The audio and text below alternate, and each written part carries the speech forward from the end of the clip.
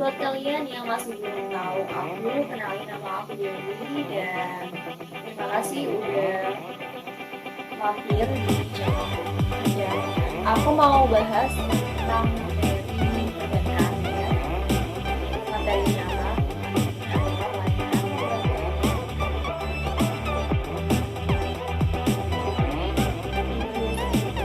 Aku udah bahas tentang perbankan dasar materi apa aja sih yang dipelajari di perbankan dasar itu, dan aku cuma bahas tentang proses dasarnya karena menurut aku kalian harus wajib tahu anak-anak perbankan apa aja sih yang dipelajari tentang jurusan perbankan. Ambil studi di bidang perbankan kalian harus wajib tahunya karena itu materi yang sangat dasar. Dan kali ini aku mau share tentang materi tentang kompetensi dasar kayak waktu video sebelumnya. Buat kalian yang masih belum tahu video itu, wajib tonton ya, karena itu memang bermanfaat. Karena ternyata perbankan itu menjelaskan tentang materi ini dan lain-lain, supaya kalian bisa dapat gambaran secara gamblang kalau kalian ambil jurusan perbankan ini. Kalau kalian nggak ngerti jurusan perbankan, terus kalian nggak tahu ini apa sih perbankan. Dan ini motivasi untuk aku aja ya. Kenapa saya buat video YouTube ini? Karena jarang banget yang ngebahas tentang perbankan, apalagi di YouTube. Menurut aku yang selama ini aku jumpai itu, aku kesulitan dalam mencari informasi, mencari materi perbankan di YouTube. Kalaupun ada itu artikel, biasanya artikel juga anak-anak mahasiswa dan buat kayak materi-materi perbankan anak SMK itu jarang banget yang ngulik tentang itu. Dan langsung masuk ke materinya, aku bahas tentang kompetensi dasar yang pertama itu. Tapi untuk yang pertama, kompetensi dasar yang pertama adalah menganalisis lembaga keuangan. Nah, lembaga keuangan buat kalian yang asing tentang perbankan, apa sih itu lembaga keuangan? Kalian pasti bertanya-tanya dong, apa sih itu lembaga keuangan? Lembaga keuangan definisinya adalah setiap perusahaan yang bergerak di bidang keuangan yang menghimpun dana dan menyalurkan dana atau melakukan kegiatan kedua-duanya, yaitu menghimpun dan menyalurkan dana, itu termasuk lembaga keuangan. Jadi setiap perusahaan yang bergerak di bidang keuangan itu termasuk lembaga keuangan. Nah, di Indonesia sendiri itu lembaga keuangan itu dibedakan menjadi dua. Yang pertama itu lembaga keuangan bank dan lembaga keuangan non-bank. Kalau lembaga keuangan bank itu dibedakan lagi, itu ada tiga. Yang pertama itu bank sentral, bank umum, dan juga BPR.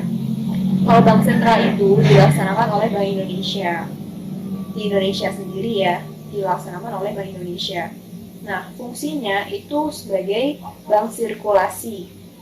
Tujuan utama Bank Indonesia sebagai bank sentral itu mencapai dan memelihara kestabilan nilai rupiah, sehingga Bank Indonesia itu menjaga supaya tidak ada terjadi inflasi atau deflasi yang nantinya akan berpengaruh ke kestabilan ekonomi. Terus tugasnya Bank Indonesia itu menetapkan dan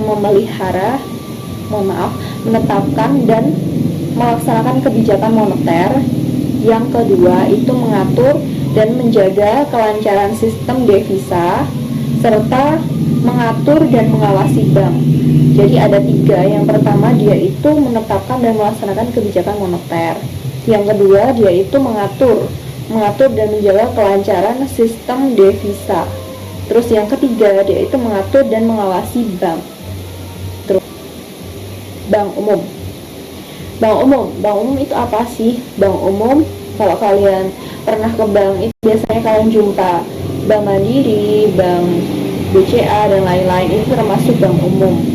Nah, Nah, fungsinya bank umum itu, maksudnya tugasnya dari bank umum yaitu melayani seluruh jasa perbankan dan melayani lapisan masyarakat, baik itu perorangan maupun lembaga ataupun sebuah perusahaan ya. Jadi dia itu melayani jasa-jasa perbankan setiap hari. Kalau kalian transfer, kalau kalian mau cetak buku tabungan dan lain-lain, dia yang melayani tugas-tugas perbankan gitu. Terus, nah di bank umum ini itu dibedakan menjadi dua jenis. Yang pertama itu ada bank umum devisa dan bank umum non devisa. Nah, kalau bank umum devisa ini itu dia melaksanakan transaksi atau jasa yang berhubungan ke luar negeri. Itu bank umum devisa. Kalau yang bank umum non devisa itu dia tidak melaksanakan transaksi ke luar negeri. Terus BPR yang ketiga ini tadi. BPR itu apa sih? BPR itu Bank Perkreditan Rakyat.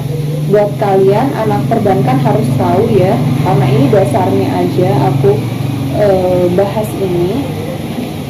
BPR itu bank yang khusus melayani masyarakat kecil di kecamatan atau pedesaan. Produk yang ditawarkan oleh BPR ini itu relatif sempit dibandingkan dengan bank umum. BPR tidak boleh melayani jasa pembukaan rekening giro dan clearing. Jadi BPR itu tidak boleh melaksanakan transaksi giro. Untuk buka giro atau cetak giro dan lain-lainnya itu diserahkan ke bank umum. Jadi bank umum lebih dominan untuk melakukan jasa perbankan gitu. So itu aja materi dari aku, semoga bermanfaat dan jangan lupa subscribe dan like bila video ini bermanfaat untuk kalian. Dan buat tambahan juga, kenapa aku buat video ini, sebenarnya aku terinspirasi karena tidak ada banyak sumber yang ngebahas soal perbankan. Jadi aku sebagai seorang siswa perbankan dan udah mau lulus, aku pengen nyebarin ke adik-adik kelasku atau ke siapapun yang mahasiswa perbankan atau apapun yang butuh materi perbankan ini. Dan terima kasih, dan udah segitu aja materi saat ini. Dan jangan lupa buat like video ini bila video ini bermanfaat, dan jangan lupa subscribe dan nyalain tombol lonceng yang ada di pojok ya, supaya kalian mendapatkan notifikasi saat aku mengupload video baru. Oke? Terima kasih, bye. Aku bakalan buat 2 sesi, oke?